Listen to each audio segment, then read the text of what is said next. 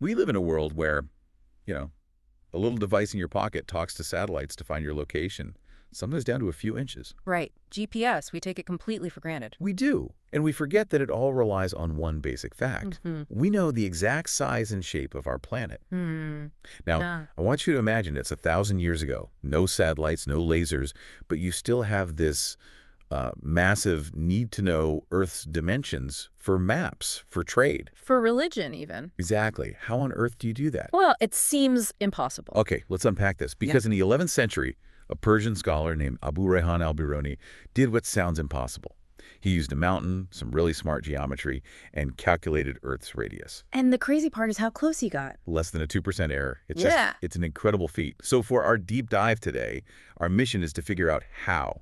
How did he pull off this amazing scientific shortcut, and what can his rigor teach us today? It's such a great story of pure intellectual power. Al-Biruni, he lived from 973 to 1048, and he was a polymath in the truest sense. He wrote about everything, right? Astronomy, math. Everything. Geography, pharmacology, history. But the one thread through all of it was this obsession with precision. He had this deep belief that nature held the truth, but you could only get to it through painstaking measurement. He was working at a really good time for that kind of thinking. This was the Islamic Golden Age. Oh, absolutely. If we connect this to the bigger picture, Yeah. that context is critical. You had caliphs actively funding science. Cities like Baghdad were these global hubs for knowledge. So he wasn't some lone genius in a cabin. Not at all. He was part of a thriving intellectual ecosystem. They were building on Greek and Indian knowledge, but also pushing it forward in major ways. But the tools were still pretty basic by our standards. You said no lasers. What was he actually using? He had the best tools of his day, but yeah, they were all mechanical. We're talking about highly accurate quadrants for measuring angles, large astrolabes, sighting rules, and for a perfect vertical line, a plumb line, a weight on a string. So the magic wasn't in the tech. The magic was in the method, in the careful calibration and the repetition. Which makes the result even more mind-blowing. Yeah. But let's just pause on the why for a second. Why was knowing the Earth's radius so important? Well, it was anything but academic. The radius is sort of the master variable for all geography. You need it for accurate maps, which you need for trade, for military campaigns. It's foundational. And there was the religious angle, too, which was a huge driver. For finding the direction of prayer. Exactly. For a Muslim anywhere in the world, finding the Qibla, the exact direction of Mecca, was a spiritual and legal necessity. And to calculate that across thousands of miles, you need to do spherical trigonometry. And you can't do that without knowing how big the sphere is. You can't. So their science was driven by this very real, very immediate need. Okay, that sets the stage perfectly. So Al-Biruni needs this number. He finds a spot near what's now Pin-Daran-Khan in Pakistan, and he comes up with this brilliant two-step method. Right, all based on the assumption that the Earth is a sphere. Here's where it gets really interesting. He realized he needed leverage to measure something so big, and that leverage was a mountain. Right, so step one is just figuring out the height of that mountain. And this is already a huge leap because older methods involved, walking for hundreds of miles. A logistical nightmare. Al-Biruni wanted to contain the experiment. So on flat ground near the mountain, he sets up his instruments. How does he start? He needs a baseline, a perfectly measured distance on flat ground. So from one end of that line, let's call it position A, he uses his quadrant to measure the angle up to the mountain peak. The angle of elevation. Precisely. Then he walks to the other end of his baseline, position B, and he measures the angle to the peak again. Okay, so now he's got one known distance, the baseline, and two known angles. And that's all he needs. He's created this inevitable triangle. Using what we now call the law of sines, he can calculate the mountain's height, h, without ever having to climb it with a rope. It's just pure math. So elegant. It is. He's abstracted the height from just a few careful measurements on the ground. And that number, the height h, becomes the key to the whole puzzle. So he solves that first problem with real rigor. But then how do you get from the height of one mountain to the radius of the entire planet? That still seems like a massive leap. This is the genius part. He takes his instruments, climbs to the top of the mountain, this mountain whose height he now knows precisely, and he looks out at the horizon. Okay. And from up there, he measures something called the dip angle. The dip angle. Yeah, it's the angle between a perfectly flat, horizontal line from his eye and his actual line of sight down to the edge of the world, to the horizon. Wait a minute. So he's literally measuring the curve of the Earth. The mountain gives him enough height to actually see it dip away. That's it exactly. Because the Earth is round, the horizon always appears to dip below the true horizontal. The higher you go, the bigger that dip angle gets. It's visible, measurable proof of the planet's curvature. Okay, let's break down that geometry because this is the light bulb moment. Okay, so picture a giant slice out of the Earth. You have a right-angled triangle. One corner is the center of the Earth. Got it. The hypotenuse alongside goes from the center of the Earth right up to Al-Biruni's eye on the mountaintop. Okay, so the length of that side is the Earth's radius, r, plus the mountain's height, hr plus h. Exactly. The other side goes from the center of the Earth to the point on the horizon he's looking at.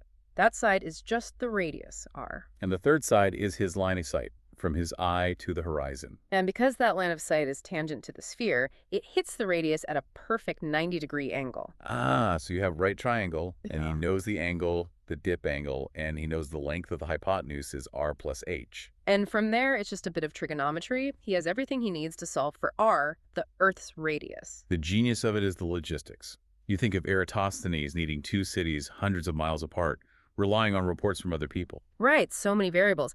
Was the distance measured correctly? Were the cities perfectly north-south? Any small error there gets magnified hugely. But Al-Biruni's method is all self-contained.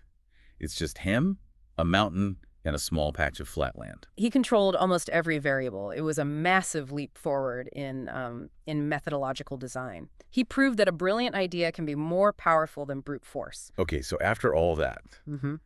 the careful setup, the climb, the final calculation, what was his number? How close did he actually get? Well, the sources put his final calculation for the Earth's radius at about 6,340 kilometers. 6,340. And the modern value is... The modern accepted mean radius is 6,371 kilometers. Wow. Yeah. So he's off by, what, 31 kilometers? Yeah. That's less than a 2% error? What's fascinating here is just how profound that is for the 11th century. He was between 1% and 2% of the value we get with satellites and atomic clocks. It just wasn't a lucky guess. No, the method was too sound for that. It was the result of a truly sharp mathematical approach and just incredibly careful observation. But, for a proper deep dive, we do have to talk about that 1% or 2% error. Where did it come from? Right, because as good as he was, it couldn't have been perfect. What were the things he just couldn't have controlled for? The single biggest one, and one he had no way of knowing about, was atmospheric refraction. The air-bending light. Exactly. The light coming from the horizon to his eye wasn't traveling in a perfectly straight line. The atmosphere bends it just a tiny bit. Which would mean the horizon wasn't quite where he thought it was. It would change that dip angle measurement. Just slightly. But when you're scaling that tiny angular error up to the size of a planet, it can throw your final number off by dozens of kilometers. And I imagine the instruments themselves had their limits. Of course. His astrolabes were masterpieces, but they could only be so precise. If his angle measurement was off by just a few arc minutes, a tiny fraction of a degree, that also introduces error into the final calculation. Then there's the translation issue, right? He wasn't working in kilometers. A crucial point. He measured in dira, or cubits, and the problem for us is that there wasn't one single universally defined cubit in the 11th century. So our conversion to kilometers depends entirely on which historical cubit we decide to use. Right, and a tiny difference in that conversion factor can change the final result from, say, 6,340 kilometers to 6,320 kilometers. So we're adding a layer of uncertainty ourselves. So he knew his result perfectly in his units. He did. We're the ones who struggle to translate it perfectly into ours. And finally, he had to assume a perfect sphere. Correct. He had no way of knowing Earth is slightly squashed at the poles, an oblate spheroid. But really, the story isn't about the small error. It's about how astonishingly small that error was, given the limitations. Okay, let's talk about the legacy here. Yeah. Because this wasn't just a number, it was a whole new methodology. It really was. This has huge cultural relevance. It's one of the clearest examples of how scholars in the Islamic world weren't just preserving Greek knowledge. They were actively testing it, criticizing it, and building something new. They were advancing science. In a fundamental way. This work influenced mapmakers for centuries and showed that, rigorous science has always been a global enterprise. So what does this all mean? You boil it all down, what are the big lessons we should take from Al-Biruni and his mountain? For me, the first one is about mental rigor over technology. Great science is about a sharp idea. It's about having a sound theoretical model and controlling your variables. Al-Biruni didn't have a laser, so he designed a method that didn't need one. That's a great point. And the second lesson seems to be about embracing the messiness of measurement. Yes, recognizing your assumptions, like the spherical Earth, and knowing that every instrument has its limits. Scientific integrity is about acknowledging that and trying to minimize those errors, which he did brilliantly. He documented everything. It really is an amazing story that you can stand on a mountain and just by looking at the horizon, figure out the size of the world you're standing on. It's the power of observation combined with the power of mathematics. He saw the truth in that shimmering line between the Earth and the sky. A really powerful image. And here's a final thought for you to chew on. We mentioned that knowing the Earth's radius was critical for finding the Qibla, the direction of prayer. So think about what that 1 to 2% error would mean in practice. How much would that small error in the radius throw off the calculation of the Qibla for someone in, say, Spain or far out in China? And then consider how that very practical, very profound spiritual need was probably the thing that drove his ambition for such extreme scientific precision in the first place. Necessity driving genius. Exactly.